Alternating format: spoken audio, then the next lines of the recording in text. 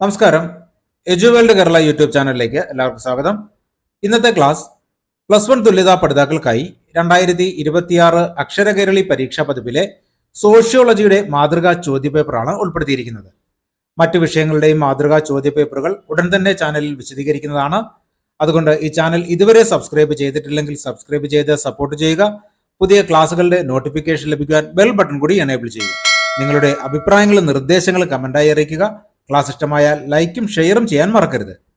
പിന്നെ മറ്റൊരു കാര്യം, വീഡിയോ അപ്ലോഡ് ചെയ്തതിനു ശേഷം എഡിറ്റ് ചെയ്യാൻ സാധ്യമല്ലാത്തതിനാൽ ഉത്തരങ്ങൾ പറയുമ്പോൾ എന്തെങ്കിലും തെറ്റ് പറ്റിപ്പോയിട്ടുണ്ടെങ്കിൽ അത് ഫസ്റ്റ് കമന്റായി പിൻ ചെയ്യുന്നതായിരിക്കും. അതുകൊണ്ട് ക്ലാസ് കാണുന്നവർ ഫസ്റ്റ് കമന്റും കൂടി ഒന്ന് നോക്കുവാൻ ശ്രമിക്കുക.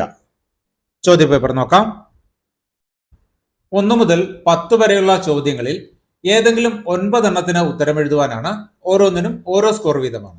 ഒന്നാമത്തെ ചോദ്യം, സ്വന്തം പ്രയത്നത്തിലൂടെ നേടിയ പദവിയാണ് ഡാഷ്. സ്വന്തം പ്രയത്നത്തിലൂടെ നേടിയ പദവി എന്താണെന്നാണ് ചോദിച്ചിരിക്കുന്നത്. ഉത്തരം ആർജിത പദവി. ഉത്തരം ആർജിത പദവി. പേജ് നമ്പർ 49 നോക്കുക. പദവികൾ 2 വിധമുണ്ട്: ആരോപിത പദവി, 2 ആർജിത പദവി. ആരോപിത പദവി എന്നാൽ ഒരു വ്യക്തിക്ക് ജനനം കൊണ്ടോ കുടുംബ പശ്ചാത്തലം കൊണ്ടോ വ്യക്തിപരമായ യാതൊരു ശ്രമവും കൂടാതെ ലഭിക്കുന്ന സാമൂഹിക സ്ഥാനത്തെയാണ് ആരോപിത പദവി എന്ന് പറയുന്നത്.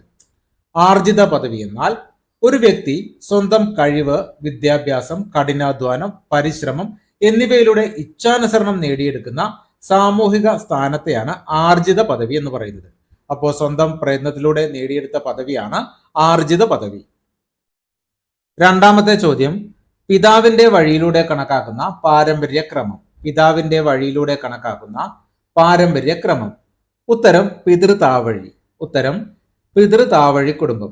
പേജ് നമ്പർ 62 നോക്കുക. വംശപരമ്പരയും സ്വത്തവകാശവും കുടുംബ പേരും പിതാവിന്റെ വഴിയിലൂടെ കൈമാറുന്ന പാരമ്പര്യക്രമത്തെയാണ് പിതൃതാവഴി കുടുംബം എന്ന് പറയുന്നത്. മേൽപ്പറഞ്ഞതെല്ലാം മാതാവിലൂടെ ആണെങ്കിൽ അത് മാതൃതാവഴി കുടുംബമാണ്. ഇന്ത്യയിലെ ഭൂരിഭാഗം കുടുംബങ്ങളും പിതൃതാവഴി കുടുംബങ്ങളാണ്. മൂന്നാമത്തെ ചോദ്യം, വിവാഹത്തിലൂടെ ഉണ്ടാകുന്ന ബന്ധുത്വം ഏതാണ്? വിവാഹത്തിലൂടെ ഉണ്ടാകുന്ന ബന്ധുത്വം ഏതാണ്? ഓപ്ഷൻസ്: സഗോത്ര ബന്ധുത്വം, വൈവാഹിക ബന്ധുത്വം, ദിശാകുടുംബം, പ്രത്യുൽപാദന കുടുംബം. ഉത്തരം വൈവാഹിക ബന്ധുത്വം.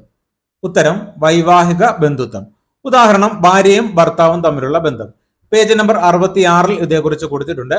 നോക്കി കൂടുതൽ മനസ്സിലാക്കുക. നാലാമത്തെ ചോദ്യം, താഴെ പറയുന്നവയിൽ അനൗപചാരിക സാമൂഹ്യ നിയന്ത്രണ മാർഗം. താഴെ പറയുന്നവയിൽ അനൗപചാരിക സാമൂഹ്യ നിയന്ത്രണ മാർഗം. ഓപ്ഷൻസ്: പോലീസ്, കോടതി, പൊതുജനാഭിപ്രായം, നിയമസഭ. ഉത്തരം പൊതുജനാഭിപ്രായം. ഉത്തരം പൊതുജനാഭിപ്രായം. പേജ് നമ്പർ 51 ഇതേക്കുറിച്ച് നൽകിയിട്ടുണ്ട്, നോക്കാം. സമൂഹത്തിൽ ക്രമവും സമാധാനവും നിലനിർത്തുന്നതിനും വ്യക്തികളുടെ പെരുമാറ്റത്തെ സമൂഹം അംഗീകരിക്കുന്ന മാനദണ്ഡങ്ങൾക്കനുസരിച്ച് നിയന്ത്രിക്കുന്നതിന് ഉപയോഗിക്കുന്ന മാർഗങ്ങളെയാണ് സാമൂഹ്യ നിയന്ത്രണ മാർഗങ്ങൾ എന്ന് പറയുന്നത്. സാമൂഹ്യ നിയന്ത്രണ മാർഗങ്ങൾ ഔപചാരികവും അനൗപചാരികവും എന്നിങ്ങനെ 2 വിധമുണ്ട്. സർക്കാർ, കോടതി, പോലീസ്, വിദ്യാലയം തുടങ്ങിയ ഔദ്യോഗിക സ്ഥാപനങ്ങൾ നിയമങ്ങളും ചട്ടങ്ങളും ഉപയോഗിച്ച് നടത്തുന്ന സാമൂഹ്യ നിയന്ത്രണമാണ് ഔപചാരിക സാമൂഹ്യ നിയന്ത്രണം. കുടുംബം, പൊതുജനാഭിപ്രായം, ആചാരങ്ങൾ, മതം, സദാചാരം, നാട്ടുരീതികൾ, നാട്ടുനടപ്പുകൾ തുടങ്ങിയ സാമൂഹിക ഘടകങ്ങൾ നിയമപരമല്ലാത്ത അധികാരമില്ലാതെയുള്ള നിയന്ത്രണത്തെയാണ് അനൗപചാരിക സാമൂഹ്യ നിയന്ത്രണം എന്ന് പറയുന്നത്. അഞ്ചാമത്തെ ചോദ്യം, സ്വന്തം സംസ്കാരത്തിന്റെ അടിസ്ഥാനത്തിൽ മറ്റുള്ള സംസ്കാരങ്ങളെ വിലയിരുത്തുന്നതിന് എന്താണ് പറയുന്നത്? സ്വന്തം സംസ്കാരത്തിന്റെ അടിസ്ഥാനത്തിൽ മറ്റുള്ള സംസ്കാരങ്ങളെ വിലയിരുത്തുന്നതിന് എന്താണ് പറയുന്നത്? ഓപ്ഷൻസ്: സാംസ്കാരിക ചലനമാന്ദ്യം, സാർവജനീനത, വംശീയ കേന്ദ്രോന്മുഖത, സാംസ്കാരിക മാറ്റം. ഉത്തരം വംശീയ കേന്ദ്രോന്മുഖത. ഉത്തരം വംശീയ കേന്ദ്രോന്മുഖത.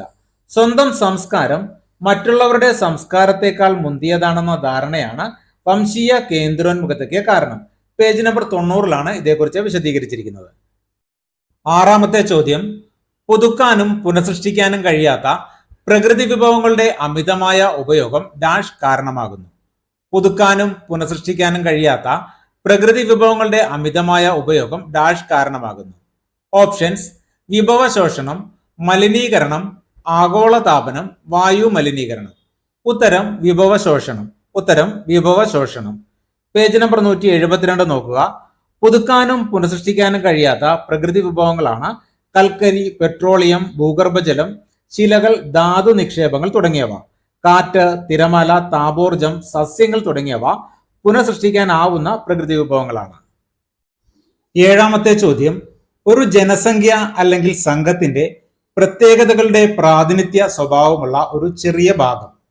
ഒരു ജനസംഖ്യ അല്ലെങ്കിൽ സംഘത്തിന്റെ പ്രത്യേകതകളുടെ പ്രാതിനിധ്യ സ്വഭാവമുള്ള ഒരു ചെറിയ ഭാഗം.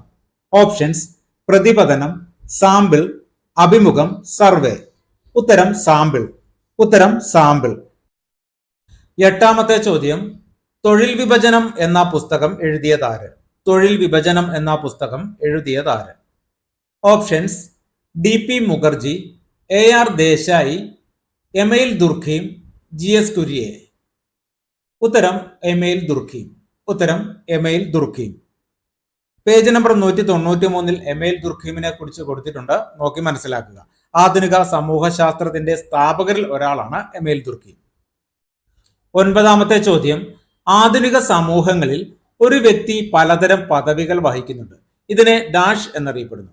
ആധുനിക സമൂഹങ്ങളിൽ ഒരു വ്യക്തി പലതരം പദവികൾ വഹിക്കുന്നുണ്ട്. ഇതിനെ ഡാഷ് എന്നറിയപ്പെടുന്നു. ഓപ്ഷൻസ്: പദവിക്കൂട്ടം, പദവിക്രമം, ആരോപിത പദവി, ശുദ്ധി അശുദ്ധി. ഉത്തരം പദവിക്കൂട്ടം. ഉത്തരം പദവിക്കൂട്ടം. പേജ് നമ്പർ 49 പദവിക്കൂട്ടം, പദവിക്രമം എന്നിവയെക്കുറിച്ചെല്ലാം വിശദീകരിച്ചിട്ടുണ്ട്, നോക്കി മനസ്സിലാക്കുക. പത്താമത്തെ ചോദ്യം: മാതാപിതാക്കളും വിവാഹിതരല്ലാത്ത മക്കളുമുള്ള കുടുംബമാണ് ഡാഷ്. മാതാപിതാക്കളും വിവാഹിതരല്ലാത്ത മക്കളുമുള്ള കുടുംബമാണ് ഡാഷ്. ഉത്തരം അണുകുടുംബം. ഉത്തരം അണുകുടുംബം. പേജ് നമ്പർ 95 നോക്കി കൂടുതൽ മനസ്സിലാക്കുക. അടുത്തത് 11 മുതൽ 15 വരെയുള്ള എല്ലാ ചോദ്യങ്ങൾക്കും ഉത്തരം എഴുതുക. 2 സ്കോർ വീതമാണ്. 11ാമത്തെ ചോദ്യം: ക്ഷേമരാഷ്ട്രത്തിന്റെ 2 സവിശേഷതകൾ എഴുതുക. ക്ഷേമരാഷ്ട്രത്തിന്റെ 2 സവിശേഷതകൾ എഴുതുക. പേജ് നമ്പർ 213 നോക്കുക. ക്ഷേമരാഷ്ട്രത്തിന് പ്രധാനമായും 3 സവിശേഷതകളാണുള്ളത്. 1 ക്രിയാത്മകം, 2 ജനാധിപത്യം, 3 മിശ്ര സമ്പദ് വ്യവസ്ഥ. 1. ക്ഷേമരാഷ്ട്രം ഒരു ക്രിയാത്മക രാഷ്ട്രമാണ്. സമൂഹത്തിന്റെ ഗുണപരമായ വളർച്ചയ്ക്കായി ഗണ്യമായ അധികാരം ഉപയോഗിച്ച് സാമൂഹിക നയങ്ങൾ രൂപീകരിക്കുകയും നടപ്പിലാക്കുകയും ചെയ്യുന്നു. 2. ക്ഷേമരാഷ്ട്രം ഒരു ജനാധിപത്യ രാഷ്ട്രമാണ്. ഔപചാരിക ജനാധിപത്യ സ്ഥാപനങ്ങൾ, ബഹുകക്ഷി തിരഞ്ഞെടുപ്പുകൾ എന്നിവ ഇതിന്റെ അടിസ്ഥാന സവിശേഷതകളാണ്. 3. മിശ്ര സമ്പദ് വ്യവസ്ഥ. പൊതു സ്വകാര്യ സംരംഭങ്ങളും നിക്ഷേപങ്ങളും ക്ഷേമരാഷ്ട്രത്തിൽ ഉണ്ടാകണം. ഇതിൽ നിന്നും ഏതെങ്കിലും 2 സവിശേഷതകൾ എഴുതുക. 12ാമത്തെ ചോദ്യം: സാമൂഹ്യ പ്രക്രിയകൾക്ക് 2 ഉദാഹരണം നൽകുക. സാമൂഹ്യ പ്രക്രിയകൾക്ക് 2 ഉദാഹരണം നൽകുക. സാമൂഹ്യ പ്രക്രിയകളുടെ പ്രധാന ഉദാഹരണങ്ങൾ സഹകരണം, മത്സരം, സംഘർഷം എന്നിവയാണ്. ഇവ സമൂഹത്തിൽ വ്യക്തികളും സംഘങ്ങളും തമ്മിലുള്ള പരസ്പര ഇടപെടലിലൂടെ നടക്കുന്ന സാമൂഹ്യ പ്രക്രിയകളാണ്. സഹകരണം എന്നാൽ പൊതുവായ ഒരു ലക്ഷ്യം കൈവരിക്കാൻ 2 അതിലധികമോ വ്യക്തികളോ സംഘങ്ങളോ ഒരുമിച്ച് പ്രവർത്തിക്കുന്ന പ്രക്രിയയാണ്. മത്സരം എന്നാൽ പരിമിതമായ അവസരങ്ങളോ വിഭവങ്ങളോ നേടുന്നതിനായി വ്യക്തികളോ സംഘങ്ങളോ പരസ്പരം മത്സരിക്കുന്ന പ്രക്രിയയാണ്. സംഘർഷം എന്നാൽ അഭിപ്രായ വ്യത്യാസമോ അല്ലെങ്കിൽ വിഭവങ്ങളുടെ പേരിൽ വ്യക്തികളോ സംഘങ്ങളോ തമ്മിലുണ്ടാകുന്ന ഏറ്റുമുട്ടലാണ് സംഘർഷം. ഇതിൽ നിന്നും ഏതെങ്കിലും 2 ഉദാഹരണങ്ങൾ എഴുതുക. 13ാമത്തെ ചോദ്യം: സമസംഘത്തിന്റെ 2 പ്രാധാന്യം എഴുതുക. സമസംഘത്തിന്റെ 2 പ്രാധാന്യം എഴുതുക. Page number 43. ഒരേ പ്രായക്കാരോ സമാന താല്പര്യങ്ങളുള്ളവരോ ചേർന്ന് രൂപീകരിക്കുന്ന പ്രാഥമിക സമൂഹമാണ് സമസംഘം.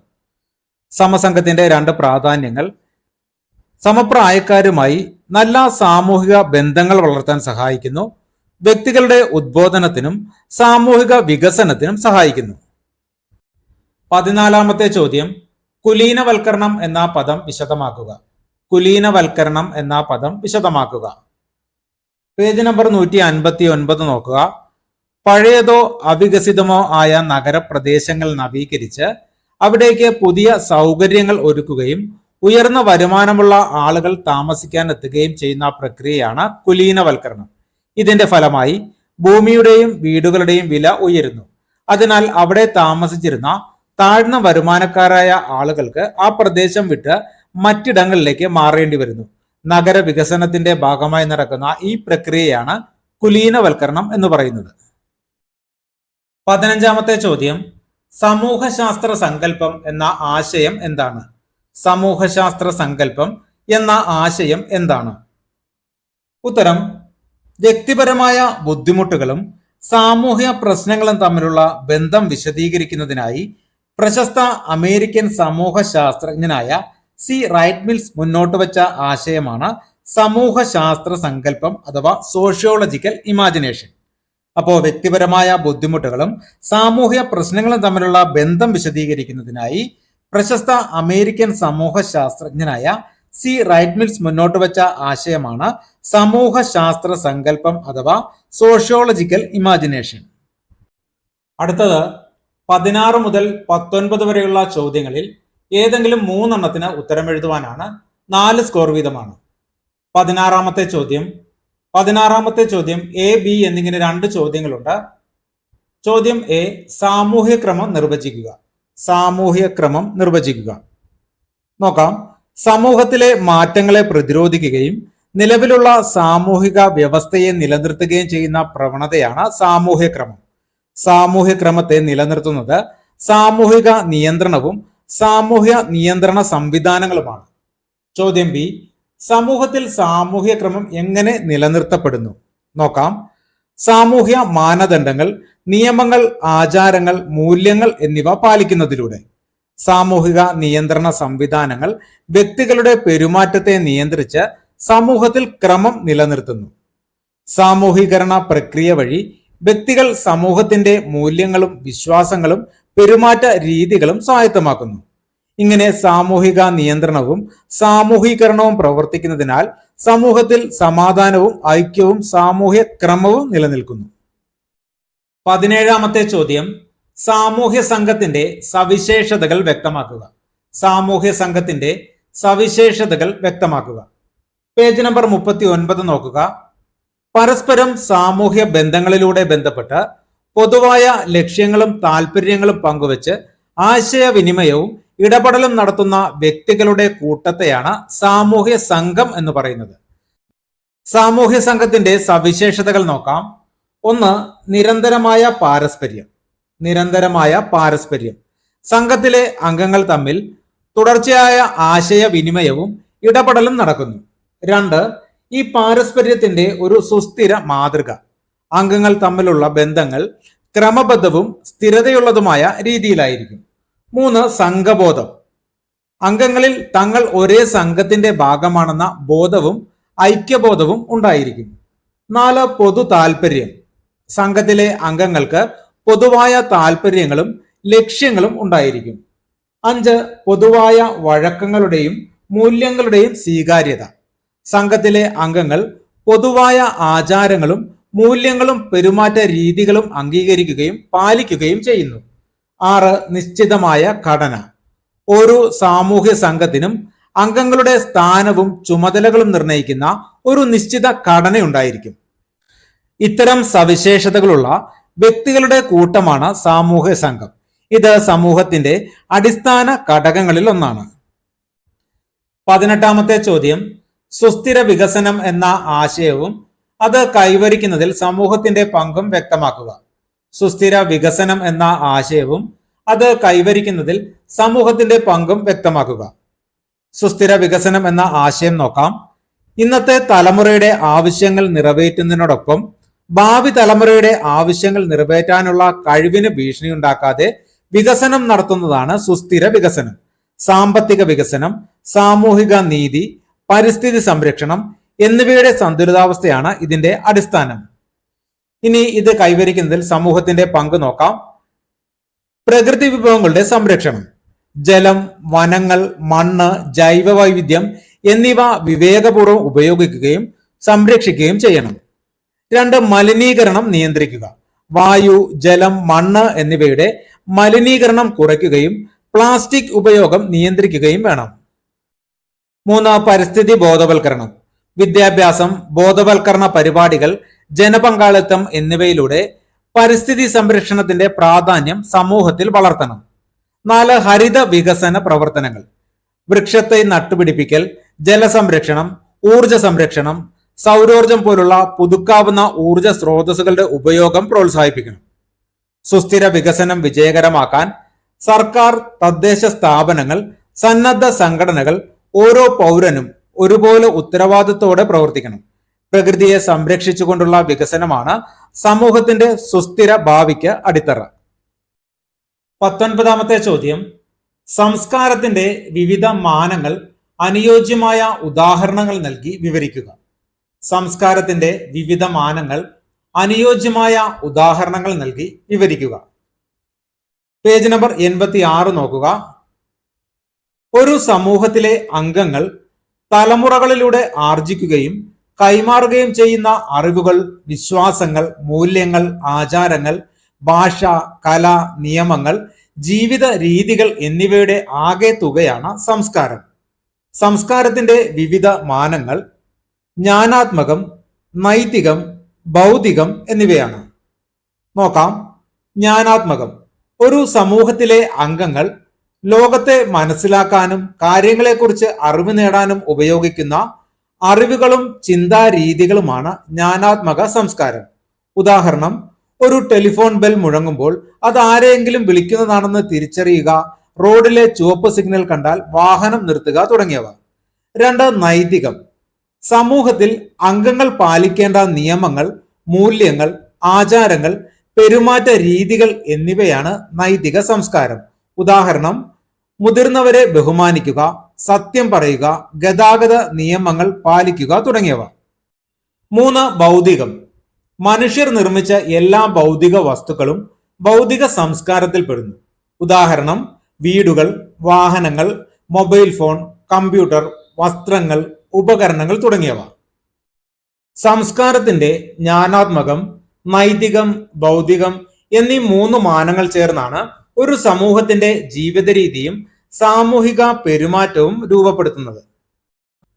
അടുത്തത് 20 മുതൽ 23 വരെയുള്ള ചോദ്യങ്ങളിൽ ഏതെങ്കിലും 3 എണ്ണത്തിന് ഉത്തരം എഴുതുവാനാണ്. 5 സ്കോർ വീതമാണ്. 20ാമത്തെ ചോദ്യം, എമേൽ ദുർക്കീമിന്റെ യാന്ത്രിക ഐക്യദാർഢ്യവും ജൈവ ഐക്യദാർഢ്യവും തമ്മിലുള്ള വ്യത്യാസങ്ങൾ വിവരിക്കുക. എമേൽ ദുർക്കീമിന്റെ യാന്ത്രിക ഐക്യദാർഢ്യവും ജൈവ ഐക്യദാർഢ്യവും തമ്മിലുള്ള വ്യത്യാസങ്ങൾ വിവരിക്കുക. പേജ് നമ്പർ 193 നോക്കുക. എമേൽ ദുർക്കീമിന്റെ പ്രധാന സമൂഹശാസ്ത്ര ആശയമാണ് തൊഴിൽ വിഭജനം. ഒരു സമൂഹത്തിൽ വിവിധ ജോലികൾ വ്യത്യസ്ത വ്യക്തികൾക്കിടയിൽ വിഭജിക്കപ്പെടുന്നതിനെയാണ് തൊഴിൽ വിഭജനം എന്ന് പറയുന്നത്. തൊഴിൽ വിഭജനത്തിന്റെ അടിസ്ഥാനത്തിൽ സമൂഹത്തിലെ ഐക്യദാർഢ്യത്തെ ദുർക്കീം യാന്ത്രിക ഐക്യദാർഢ്യം എന്നും ജൈവ ഐക്യദാർഢ്യമെന്നും 2ആയി വിഭജിച്ചു. യാന്ത്രിക ഐക്യദാർഢ്യവും ജൈവ ഐക്യദാർഢ്യം തമ്മിലുള്ള വ്യത്യാസങ്ങൾ നോക്കാം. 1. യാന്ത്രിക ഐക്യദാർഢ്യം അഥവാ മെക്കാനിക്കൽ സോളിഡാരിറ്റി.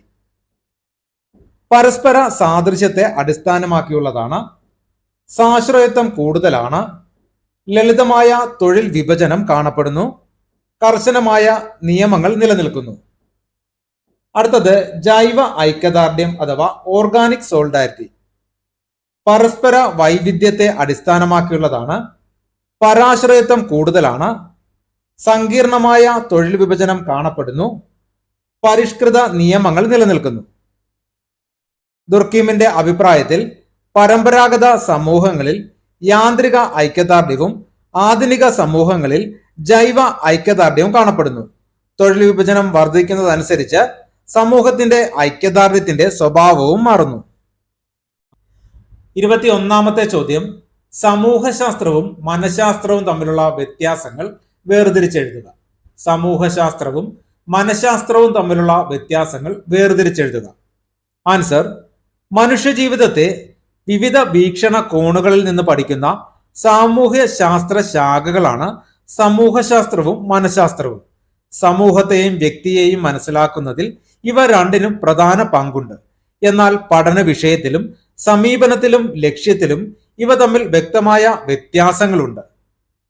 സമൂഹശാസ്ത്രവും മനഃശാസ്ത്രവും തമ്മിലുള്ള വ്യത്യാസങ്ങൾ നോക്കാം. ആദ്യം സമൂഹശാസ്ത്രം. സമൂഹത്തെയും സാമൂഹിക ബന്ധങ്ങളെയും പഠിക്കുന്ന ശാസ്ത്രമാണ് സമൂഹശാസ്ത്രം.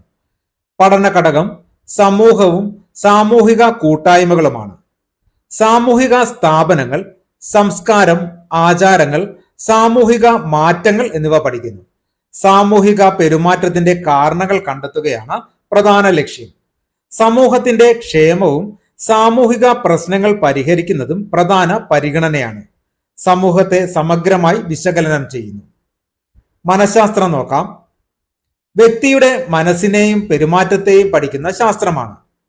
പഠന ഘടകം വ്യക്തിയാണ്. ചിന്ത, വികാരം, ബുദ്ധി, വ്യക്തിത്വം, പ്രചോദനം തുടങ്ങിയ മാനസിക പ്രക്രിയകൾ പഠിക്കുന്നു. വ്യക്തിയുടെ പെരുമാറ്റത്തിന്റെയും മാനസിക പ്രവർത്തനങ്ങളുടെയും കാരണങ്ങൾ കണ്ടെത്തുകയാണ് പ്രധാന ലക്ഷ്യം. വ്യക്തിയുടെ മാനസിക ആരോഗ്യവും വ്യക്തിത്വ വികസനവും പ്രധാന പരിഗണനയാണ്. വ്യക്തിയെ കേന്ദ്രീകരിച്ചാണ് പഠനം നടത്തുന്നത്. സമൂഹശാസ്ത്രവും മനഃശാസ്ത്രവും മനുഷ്യനെ പഠിക്കുന്ന സാമൂഹ്യ ശാസ്ത്രങ്ങളാണെങ്കിലും സമൂഹശാസ്ത്രം സമൂഹത്തെയും സാമൂഹിക ബന്ധങ്ങളെയും കേന്ദ്രീകരിച്ച് പഠിക്കുമ്പോൾ മനഃശാസ്ത്രം വ്യക്തിയുടെ മനസ്സിനെയും പെരുമാറ്റത്തെയും കേന്ദ്രീകരിച്ചാണ് പഠിക്കുന്നത്. അതിനാൽ ഇവ പരസ്പരം ബന്ധപ്പെട്ടതും വ്യത്യസ്തവുമായ ശാസ്ത്ര ശാഖകളാണ്. 22ാമത്തെ ചോദ്യം, മലിനീകരണം പ്രധാന പരിസ്ഥിതി പ്രശ്നം എന്ന നിലയിൽ വിലയിരുത്തുക. മലിനീകരണം പ്രധാന പരിസ്ഥിതി പ്രശ്നം എന്ന നിലയിൽ വിലയിരുത്തുക. ആൻസർ: പരിസ്ഥിതിയുടെ സന്തുലിതാവസ്ഥയെ തകർക്കുന്ന ഏറ്റവും ഗുരുതരമായ പ്രശ്നമാണ് മലിനീകരണം. മനുഷ്യന്റെ വിവിധ പ്രവർത്തനങ്ങൾ മൂലം വായു, ജലം, മണ്ണ് എന്നിവ മലിനമാകുന്നതിലൂടെ ജീവജാലങ്ങൾക്കും പ്രകൃതിക്കും ഗുരുതരമായ ദോഷങ്ങൾ സംഭവിക്കുന്നു. വായു മലിനീകരണം നോക്കാം. വ്യവസായശാലകൾ, വാഹനങ്ങൾ, താപവൈദ്യുത നിലയങ്ങൾ എന്നിവയിൽ നിന്ന് പുറന്തള്ളുന്ന പുകയും വിഷവാതകങ്ങളും വായുവിനെ മലിനമാക്കുന്നു. ഇത് മനുഷ്യരുടെ ആരോഗ്യത്തെ ബാധിക്കുകയും ആഗോളതാപനം, അമ്ലമഴ തുടങ്ങിയ പ്രശ്നങ്ങൾക്ക് കാരണമാവുകയും ചെയ്യുന്നു. ജലമലിനീകരണം നോക്കാം. ഫാക്ടറികളിലെ മാലിന്യങ്ങൾ, വീടുകളിൽ നിന്നുള്ള മലിനജലം, രാസവളങ്ങളും കീടനാശിനികളും കലർന്ന വെള്ളം നദികളിലും കുളങ്ങളിലും എത്തുന്നത് ജലസ്രോതസ്സുകളെ മലിനമാക്കുന്നു. ഇതുവഴി കുടിവെള്ളക്ഷാമവും ജലജന്യ രോഗങ്ങളും വർദ്ധിക്കുന്നു. ശബ്ദ മലിനീകരണം നോക്കാം. ഉച്ചഭാഷിണികൾ, വാഹനങ്ങളുടെ ഹോൺ, വ്യവസായ സ്ഥാപനങ്ങൾ, നിർമ്മാണ പ്രവർത്തനങ്ങൾ എന്നിവ മൂലമുള്ള അമിത ശബ്ദം ശബ്ദ മലിനീകരണത്തിന് കാരണമാകുന്നു. ഇത് മാനസിക സമ്മർദ്ദം, ഉറക്കക്കുറവ്, കേൾവി ശക്തി കുറയൽ തുടങ്ങിയ ആരോഗ്യ പ്രശ്നങ്ങൾ സൃഷ്ടിക്കുന്നു. അതിനാൽ വായു, ജലം, ശബ്ദം എന്നിവയുടെ മലിനീകരണം മനുഷ്യന്റെയും മറ്റു ജീവജാലങ്ങളുടെയും നിലനിൽപ്പിനെ തന്നെ ബാധിക്കുന്ന പ്രധാന പരിസ്ഥിതി പ്രശ്നമാണ്. പരിസ്ഥിതിയെ സംരക്ഷിക്കാൻ മലിനീകരണം നിയന്ത്രിക്കുകയും പ്രകൃതി വിഭവങ്ങളെ സംരക്ഷിക്കുകയും ചെയ്യേണ്ടത് ഓരോ പൗരന്റെയും ഉത്തരവാദിത്തമാണ്. അടുത്തത് 23ാമത്തെ ചോദ്യമാണ്. 23ാമത്തെ ചോദ്യം ചേരുംപടി ചേർക്കുവാനാണ്. ചേരുംപടി ചേർക്കുവാൻ എ കോളത്തിൽ തന്നിരിക്കുന്നത് GS Kurien, DP Mukherjee, AR Desai, MN Srinivas, Sarat Chandra Roy. B കോളത്തിൽ ഇന്ത്യൻ ദേശീയതയ്ക്ക് ഒരു ആമുഖം, മാൻ ഇൻ ഇന്ത്യ, ഗ്രാമപഠനം, പാരമ്പര്യവും മാറ്റവും, ജാതിയും വംശവും. ഇനി ഇതൊന്ന് ചേരുംപടി ചേർക്കാം. GS കുര്യൻ, ജാതിയും വംശവും. GS കുര്യൻ, ജാതിയും വംശവും. DP മുഖർജി, പാരമ്പര്യവും മാറ്റവും. DP മുഖർജി, പാരമ്പര്യവും മാറ്റവും. AR ദേശായി, ഇന്ത്യൻ ദേശീയതയ്ക്ക് ഒരു ആമുഖം. AR ദേശായി, ഇന്ത്യൻ ദേശീയതയ്ക്ക് ഒരു ആമുഖം. MN ശ്രീനിവാസ്, ഗ്രാമപഠനം. MN ശ്രീനിവാസ്, ഗ്രാമപഠനം. Sarat Chandra Roy, man in India. Sarat Chandra Roy, man in India. ഇത് ഈ ക്രമത്തിൽ എഴുതുക. ഈ ക്ലാസ് ഇവിടെ പൂർണ്ണമാവുകയാണ്. ഇതിന്റെ തുടർന്നുള്ള ഭാഗങ്ങൾ ഉടൻ തന്നെ ചാനലിൽ അപ്ലോഡ് ചെയ്യുന്നതാണ്.